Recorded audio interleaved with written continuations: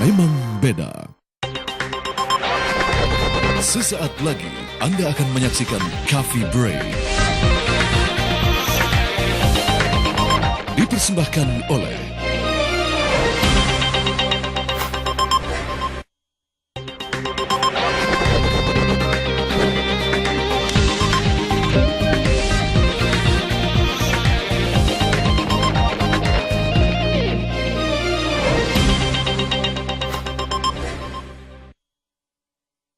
Pagi pemirsa, kita ketemu lagi di Coffee Break dan hari ini saya Harsha Subandrio bersama dengan saya Nadia Mulia dan para narasumber kita kali ini, kita akan membahas sebuah topik yang saya rasa semua orang pasti bermanfaat karena semua orang membutuhkan yang namanya jasa kesehatan. Ya, betul? Betul.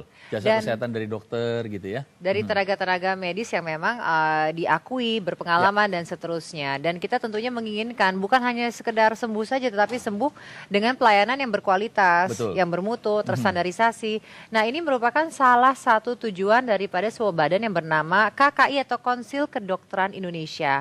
Dan ada juga MKDKI yaitu Majelis Kehormatan Disiplin Kedokteran Indonesia, akan kita bahas kali ini dengan tema perlindungan masyarakat melalui pengawalan tenaga medis. Jadi masyarakat secara tidak langsung ini pun haknya dilindungi karena akan mendapatkan pelayanan yang lebih baik dari para tenaga medis ini. Ya, yang kita harapkan ya, Syah, kadang-kadang kita suka mendengar cerita-cerita orang entah itu di media mengenai katanya mendapatkan perlakuan malpraktis misalnya.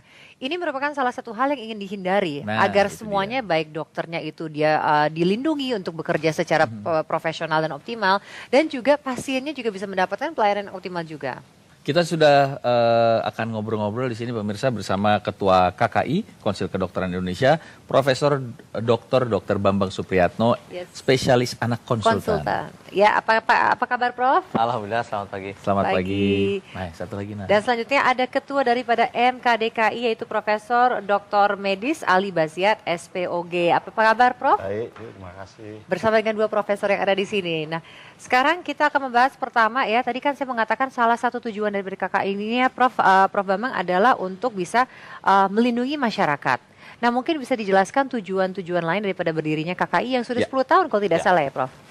Ya, jadi KKI atau Konsil Kedokteran Indonesia itu mempunyai 3 tugas atau 3 fungsi. Yang pertama melindungi masyarakat, yang kedua bagaimana mengawal tenaga medis atau dokter dan dokter gigi untuk melakukan praktek kedokteran. Yang ketiga adalah kepastian hukum buat mereka. Nah, bagaimana cara melindungi masyarakat? Tentu masyarakat itu akan terlayani oleh tenaga medis, dokter maupun dokter gigi yang kita harapkan dia kompeten dan juga bermutu. Nah, ini yang diinginkan semua orang kan ya? Iya, karena mestinya begitu. Nah, jadi tanda kompetensi dan bermutu itu sendiri kita jamin oleh negara mereka dengan terregistrasi mereka. Jadi dokter-dokter yang kompeten dan bermutu itu terregister di KKI.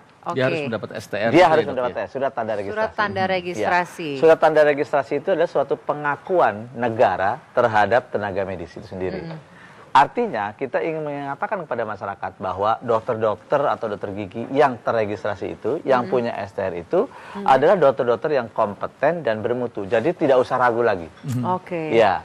Nah, tentu mereka itu sudah dinyatakan kompeten oleh organisasi profesi dan bermutu karena melalui Fakultas Kedokteran yang kurikulumnya terstandar. Jadi standar kompetensinya sudah terstandar yang disahkan oleh konsil. Artinya bahwa seorang yang mempunyai STR sudahlah dia qualified untuk menangani terhadap pasien. Jadi minimal tindakan yang dia lakukan itu sudah terstandarisasi ya? Betul. Oke, jadi ini memberikan juga peace of mind kepada para pasien juga. Pertanyaan saya selanjutnya adalah dari mana pasien tahu bahwa dia mendapatkan STR tersebut? Apakah boleh ditanyakan atau terpampang di itu? Iya, betul. Jadi STR ini tidak terpampang. Gitu. Tidak terpampang seperti misalnya dipasang di kalung-kalung itu tidak. Atau ditempel di temboknya gitu enggak? Memang boleh menanyakan. Pasien boleh menanyakan, dok, apakah dokter punya STR? Itu diperbolehkan. Itu boleh. Nah itu tips buat pemirsa ya. Jadi mungkin mereka untuk bisa jadi kalau mengetahui tidak mempunyai STR, hak-haknya mereka. Tidak bisa melayani masyarakat. Dan dia harus menunjukkan yang mempekerjakan rumah sakit yang mempekerjakan dokter yang tidak punya STR itu akan kena sanksi. Nah, kena sanksi itu adalah bagian dari Majelis Kehormatan Disiplin Kedokteran Indonesia, bukan begitu Profesor Ali? Betul ya? Nah, kalau apa yang sudah dilakukan oleh MKDKI apabila mendapat pengaduan nih dari masyarakat, mungkin kelalaian dari dokter, ini seperti apa? Jadi MKDKI itu sesuai dengan namanya adalah Majelis Kehormatan Disiplin. Jadi kami menjaga kehormatan dokter dengan menegakkan disiplin para dokter untuk keselamatan pasien, bukan untuk keselamatan dokter. Jadi yang kami nilai dari dokternya, apakah dia sudah bekerja secara profesional atau tidak. Karena di MKDKI itu tidak dikenal dengan istilah menghukum seorang dokter atau seorang dokter telah bersalah, tidak. Yang kami nilai adalah apakah seorang dokter ini sudah bekerja sesuai nggak dengan kaidah-kaidah ilmu kedokteran. Beda dengan hukum. Nah, kalau misalnya masyarakat yang mengatakan ada malpraktek, tidak puas dengan MKDKI, dia bisa menempuh jalur hukum. Nah, misalnya udah perdata pidana, urusannya udah lain. Kami tidak mengirim dokter ke penjara, sama sekali tidak. Kami hanya menilai, hai dokter, itu ada kecelakaan tuh, kamu praktek. Kamu melakukan praktek yang tidak benar, tidak sesuai dengan ilmu. Kamu kena sanksi dari kami yang namanya sanksi disiplin. Itu ada penyelidikannya ada. dulu ya? Kami akan periksa, itu satu kasus itu bisa 6 bulan sampai 1 tahun baru selesai. Karena kami periksa secara teliti sekali. Sampai nanti satu ketika kami akan jatuhkan sanksi. Sanksinya adalah yang paling ringan, kami kasih peringatan. Paling berat, kami cabut STR-nya yang beliau bilang tadi, tidak bisa praktek lagi. Dari 1 bulan sampai 2 tahun. Kalau dokter tersebut melakukan tindakan kesalahan berulang-ulang, akhirnya kami akan bilang kepada KKI, sudahlah dokter yang boleh praktek lagi, membahayakan masyarakat. Kami akan rekomendasikan kepada KKI. MKDKI hanya memeriksa dan memutuskan. Yang eksekusi adalah KKI. Karena yang mengeluarkan STR adalah KKI. Jadi STR-nya itu bisa dicabut ya, yang sudah dengan susah payah dia dapatkan ya. Nah, untuk mengetahui prosesnya sendiri itu bisa mendapatkan STR seperti apa nih Prof. Bambang? Untuk mendapatkan STR kita bagi sebenarnya ada 2. Yang pertama kalau dokter yang baru lulus gitu ya, belum pernah praktek nih. Dia akan mendapatkan ijazah tentu dari Fakultas Kedokteran. Kemudian dia melakukan uji kompetensi namanya, dia akan mendapatkan surat kompetensi atau sertifikat kompetensi dari organisasi profesi atau kolegium atau dari ID atau PDGI ya. Setelah itu mereka dengan 2 surat seperti ini ya, alur persyaratan permohonan. Dengan surat yang ada, kemudian ditambah surat keterangan sehat, telah melakukan sumpah, kemudian dengan persyaratan administrasi, baru kita lihat lagi apakah memang betul-betul dia mumpuni atau tidak. Nah, baru kita berikan surat tanda registrasi. Dengan surat tanda fit and proper test itu. Setelah itu baru mereka bisa mendaftarkan untuk mendapatkan surat izin praktek. Gitu. Jadi tanpa STR mereka tidak boleh praktek. Ini harus diperpanjang tiap tahun? Nah, kalau itu diperpanjang tiap 5 tahun. Yang saya katakan resertifikasi. Memang untuk mendapatkan dia bahwa dia kompeten atau tidak, bedanya dengan yang lain adalah kita setiap 5 tahun dia harus mengikuti yang namanya CME gitu. Continuing Medical Education atau CPD yang dilakukan, dia harus belajar lagi selama 5 tahun dan memenuhi kriteria tertentu. Kalau dia tidak memenuhi kriteria tertentu itu, mereka tidak akan pernah mendapat sertifikat kompetensi. Kalau mereka tidak mendapat sertifikat kompetensi lagi, mereka tidak boleh mendapat STR, yang praktisnya mereka tidak boleh praktek. Jadi memang sangat jelas ya. Jadi selalu belajar terus setiap 5 tahun. Dia sudah selesai, 5 tahun akan datang, dia mesti lagi melakukan hal yang sama, mengikuti tren atau ilmu-ilmu yang terbaru. Tadi kan Profesor mengatakan ini untuk yang baru lulus, yang baru lulus dari kuliah kedokteran dan sebagainya. Bagi mereka yang mungkin sudah lama praktek, tapi tidak mendapatkan si STR atau surat izin praktek ini juga mungkin boleh ya. Tapi mungkin dijawab nanti nih, Prof ya. Sama Profesor Ali juga mau tanya bagaimana caranya masyarakat mengadukan ke MKDKI. Karena memang tujuannya di sini adalah untuk melindungi hak daripada dan keselamatan para pasien juga. Nah, nanti kita akan membahas lebih lanjut lagi mengenai perlindungan masyarakat melalui pengawalan tenaga medis sesaat lagi tentunya di Coffee Break.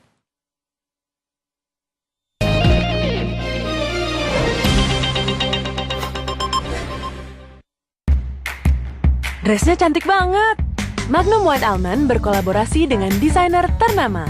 Dapatkan koleksi fashion Magnum dengan kumpulkan poinnya. Atau ketik kode unik untuk dapatkan hadiah langsungnya. Nanti kalau kamu hamil, minimal 4 kali periksa kondisi kandungan. Penting banget kan? Ini sekecil usia berapa? Usia 6 bulan. Asinya juga eksklusif 6 bulan. Kan masih dalam 1000 hari pertama kehidupan. Apa sih itu? 1000 hari pertama kehidupan adalah periode emas bagi pertumbuhan manusia. Dimulai dari masa kandungan hingga anak usia 2 tahun. Si cantik udah besar ya? Pastikan juga lo nanti anakmu dikasih imunisasi. Iya bener-bener. Kita selfie ya. Potret 1000 hari pertama kehidupan dimulai sejak awal kehamilan.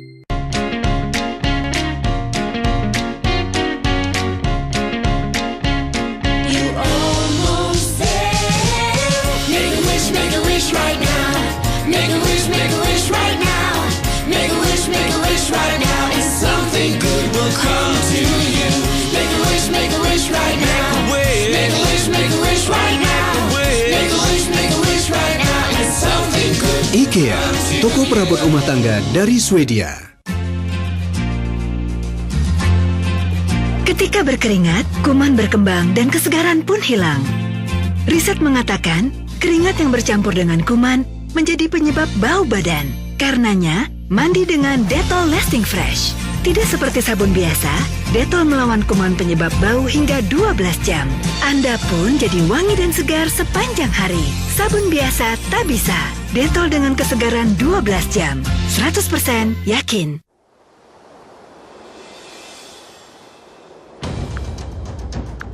Dengan aplikasi Traveloka, makin gampang pesan voucher hotel.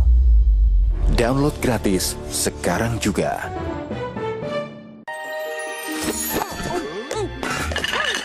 Gulai ikan yang lezat, tapi bakal lama banget bersihinnya. Tenang, pemilik kita sudah beli Sunlight jeruk nipis 100 baru yang membersihkan lemak 5 kali lebih cepat. Mana mungkin ada yang secepat itu? Sunlight baru dengan kekuatan 100 jeruk nipis kini membersihkan lemak 5 kali lebih cepat. Wow, cepet banget. Baru Rp1.000 bisa dapat Sunlight baru. Sunlight Rp1.000. Dunia kita menjadi semakin kotor. Karenanya, saya harus langkah lebih maju untuk melindungi si kecil dari kotoran dan kuman. Tapi ketika dia sendiri, saya khawatir dia jatuh sakit. Saya beralih ke tingkat perlindungan terdepan, Dettol. Secara ilmiah, terbukti membunuh 100 kuman penyebab penyakit. Jadi, Anda yakin? Dettol, 100% yakin. Torabika Creamy Latte, pertama di Indonesia. Kopi latte yang super creamy dengan gula terpisah. Manisnya pas, creamy banget. Torabika Creamy Latte, pertama dengan gula terpisah.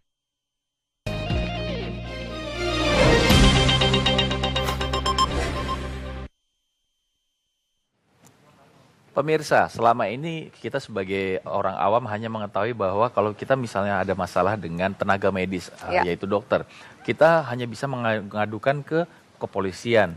Padahal ternyata ada satu badan lagi yang mewadahi supaya pada saat kita melapor, kasus ini akan bisa diselidiki dengan baik, yaitu ada prosedurnya. Ada prosedurnya juga. Ya, jadi melalui MKDKI di mana nanti akan benar-benar diselidiki mengenai komplainnya tersebut.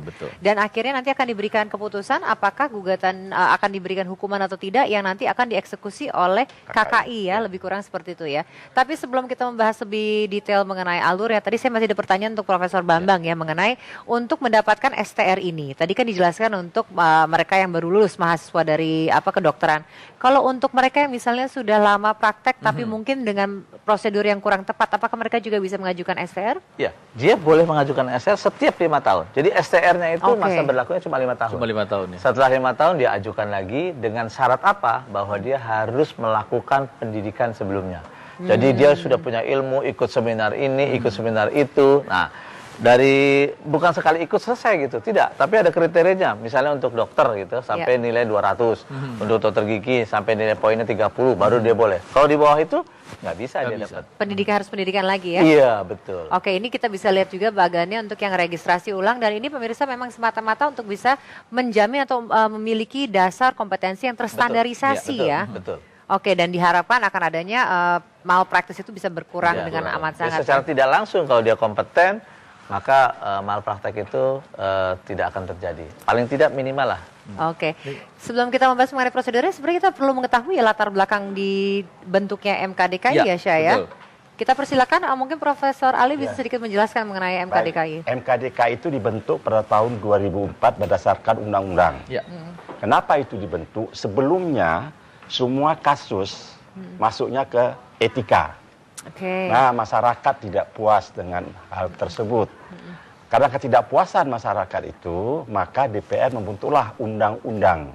Yang disitulah lahir yang namanya Majelis Kehormatan Disiplin Kedokteran Indonesia, yang tujuannya bisa katakan tadi, untuk melindungi para pasien. Karena kemungkinan begini, mungkin masyarakat tidak begitu percaya lagi dengan yang lain, maka dimulai satu wadah MKDKI ini, tempat mereka bisa melakukan pengaduan. Nah, kita bisa lihat sumber pengaduannya ini memang mayoritas dari masyarakat ya, dan memang prosedurnya adalah MKDKI hanya bisa bergerak manakala ada pengaduan, betul ya Prof ya? Nah, untuk proses pengaduannya itu seperti apa nih? Karena orang biasanya kan ke polisi kalau ada masalah ya. Prosesnya sebenarnya nggak begitu sulit. Si pengadu tinggal datang ke kantor MKDKI. Kalau yang tinggalnya di luar sana, kan MKDKI itu cuma ada di ibu kota. Yang di luar sana cukup mengirim dengan pos. Surat, tanda tangan di atas meterai dan kirim kepada kami. Gampang. Atau kalau pasien yang nggak mau, dia bisa menggunakan pengacara. Silahkan. Pengacaranya yang datang, mendapat surat kuasa. Lalu kami terima pengaduan itu, lalu kami akan menilai apakah ini ada hubungan dokter pasien tidak. Oh, pertama yang diselidiki itu dulu. Tapi kalau masalah etika, dokternya bentak-bentak saya, marah-marahin saya, ini itu semua, itu masalah etika, kan nggak ngurus. Oh, ini nggak punya SIP pidana, itu bukan urusan kami. Yang pertama kali kami periksa, apakah Anda punya STR atau tidak. Si dokternya ini ya. Nah, kalau ada dokter asing juga yang praktek di sini, nggak punya STR, itu kriminal. Karena dia akan bilang kepada pasien, Bu, ibu berobat pada siapa? Mau dokter asing dari sini-sini, lapornya ke hukum saja sana. Karena tidak punya STR seperti ketua KKI bilang, itu bukan dokter Indonesia. Jadi STR dulu. Begitu ada, kami investigasi. Benar nggak ada nama dokter ini? Benar nggak ada rumah sakit ini? Benar nggak alamatnya ini? Jangan orang asal mengadu. Nah, setelah itu ada, kami akan melakukan yang namanya penyidangan. Panggil pengadunya, panggil dokternya, panggil saksi, panggil ahli. Perlu diketahui oleh masyarakat bahwa satu kali pengaduan masuk, tidak bisa dicabut lagi. Walaupun dia katakan sudah damai, sudah negosiasi, mediasi, sudah damai, sudah selesai, sudah bayar sekian, MKDKI akan jalan terus. Kenapa? MKDKI ingin menilai dokternya. Nah, profesionalismenya kami nilai. Tapi kalau semua damai, gimana tuh dokter kita tahu dia proses atau tidak? Dikhawatirkan bisa terulang lagi ke pasien yang lain ya, Prof. Kami katakan kepada pengadu, serius nih, ngadu, cepat ngadu. Kalau Anda udah ngadu, Anda tidak bisa mencabut lagi. Iya, betul. Proses akan jalan. Nah, pada akhirnya yang memutuskan dia melanggar disiplin atau tidak adalah ahli. Kami panggil ahli. Ahli yang mengatakannya nanti. Lalu keluarlah keputusan, tidak diketemukan pelanggaran disiplin. Bukan dikatakan tidak diketemukan pelanggaran hukum, tidak. Pelanggaran disiplin. Itu lain lagi ya, dia benar-benar mengenai disiplin. Tidak, bukan kami katakan, telah diketemukan kesalahan. Kalimat kesalahan itu tidak ada. Nah, paling ringan adalah peringatan. Paling berat kami cabut surat tanda registrasi, tergantung ringan beratnya kasus, sehingga dia tidak bisa praktek lagi di 3 tempat. 1 bulan sampai sekarang yang terberat 2 tahun. Setahun yang sebelumnya sampai 1 tahun. Sekarang kami perberat lagi menjadi 2 tahun. Kenapa? Kami kan telah melihat memang banyak dokter-dokter kita yang berpraktek tidak sesuai dengan aturan yang Oke. Jadi ini memang seperti dikatakan tadi tujuannya untuk bisa melindungi para pasien, dan salah satu caranya adalah jika memang Anda merasa memiliki sesuatu hal yang perlu diadukan, memang ada nomor telepon untuk pengaduan tersebut di 3192 3181 yang juga tertera di layar kaca Anda.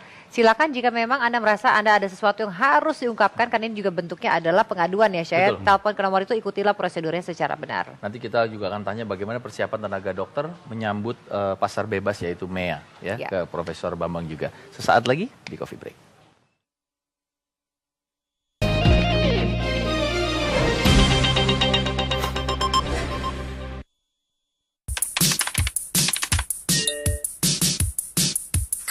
Noda di baju berwarna, jangan pakai pemutih. Saya pakai Vanish, kucek, masukkan ke mesin cuci. Tuh lihat, nodanya hilang dan warna tetap cemerlang. Saya pakai Vanish, nggak pakai pemutih yang bisa ngerusak kain halus. Tuang Vanish, rendam di air, kucek sedikit, dan cuci. Warna tetap cemerlang dan bebas noda. Nanti kalau kamu hamil, minimal 4 kali periksa kondisi kandungan. Penting banget kan? Ini sekecil usia berapa? Usia 6 bulan. Asinya juga eksklusif 6 bulan. Kan masih dalam 1000 hari pertama kehidupan. Apa sih itu? 1000 hari pertama kehidupan adalah periode emas bagi pertumbuhan manusia. Dimulai dari masa kandungan hingga anak usia 2 tahun. Si cantik udah besar ya? Pastikan juga lo nanti anakmu dikasih imunisasi. Iya bener-bener. Kita selfie ya. Potret 1000 hari pertama kehidupan dimulai sejak awal kehamilan.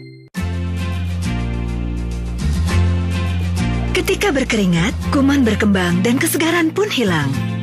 Riset mengatakan, keringat yang bercampur dengan kuman menjadi penyebab bau badan. Karenanya, mandi dengan Dettol Lasting Fresh. Tidak seperti sabun biasa, Dettol melawan kuman penyebab bau hingga 12 jam. Anda pun jadi wangi dan segar sepanjang hari. Sabun biasa tak bisa. Dettol dengan kesegaran 12 jam. 100% yakin.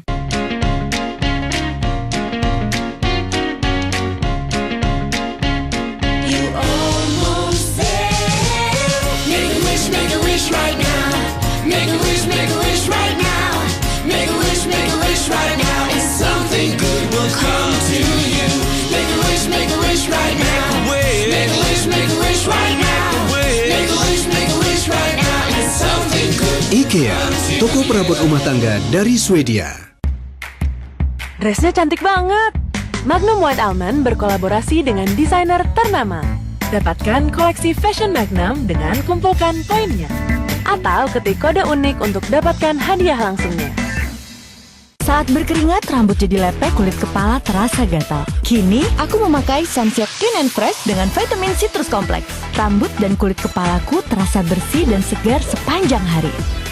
Sunsilk Clean and Fresh. You almost there. Make a wish right now. Make a wish right now. Make a wish right now. And something IKEA, toko perabot rumah tangga dari Swedia.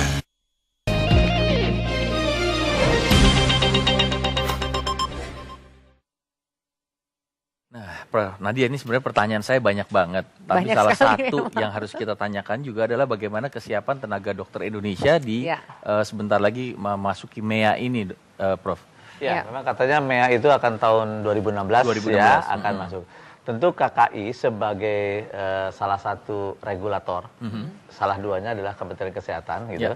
Jadi pasti akan menapis ya, tentu dengan persyaratan-persyaratan. Ya, kita mau tidak mau, suka atau tidak suka, itu sudah ditandatangani dan pasti akan masuk. Cuma kita akan melakukan seleksi yang betul. Artinya mereka memang kompeten, bersedia ditempatkan di mana saja.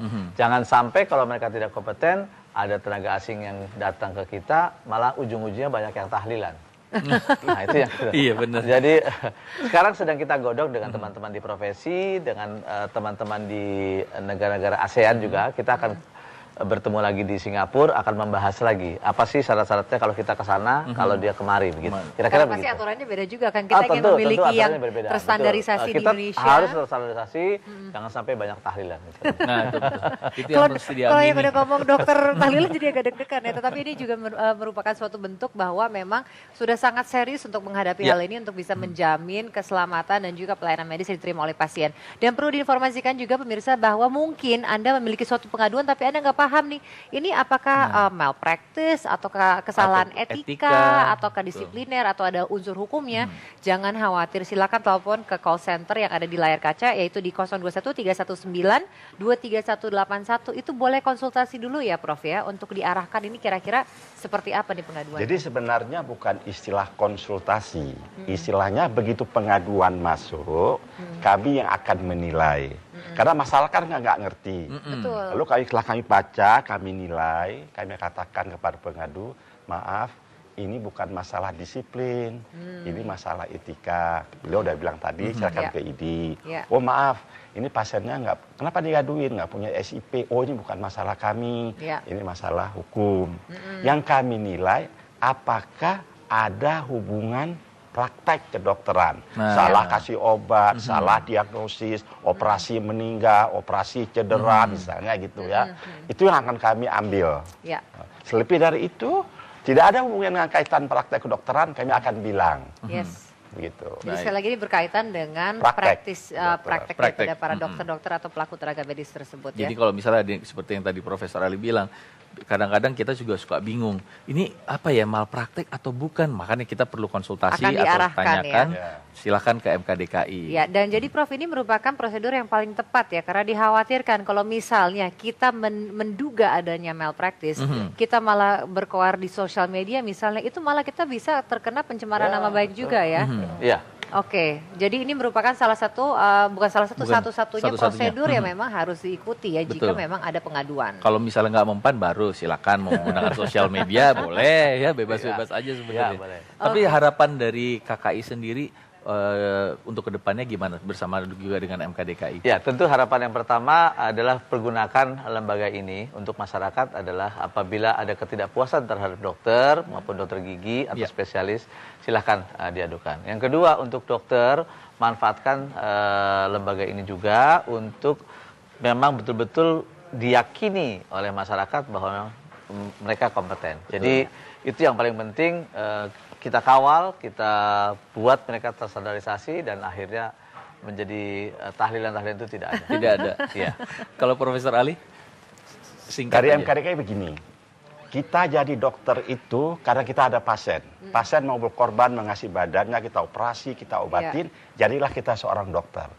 Oleh karena itu perlakukanlah pasien dengan baik, dengan profesional, memiliki kompetensi yang baik. Dan anggaplah pasien yang sedang kita tangani itu anak kita, istri kita, suami kita. Nah kalau itu yang kita ingat, maka kemungkinan besar munculnya istilah malpraktek nggak ada. Tidak ada. Itu yang kita harapkan ya, jadi kita semua terlindungi ya hak-haknya ya. Terima kasih terima Profesor kasih Bambang, banyak. Profesor Ali terima kasih. Dan terima kasih Anda telah menyaksikan. Kita juga masih ada informasi yang sangat menarik lainnya yang juga akan bermanfaat bagi Anda pemirsa. Jadi jangan kemana-mana, tetaplah di Coffee Break.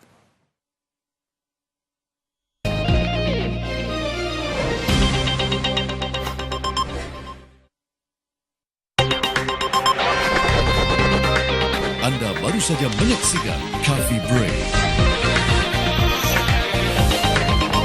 Dipersembahkan oleh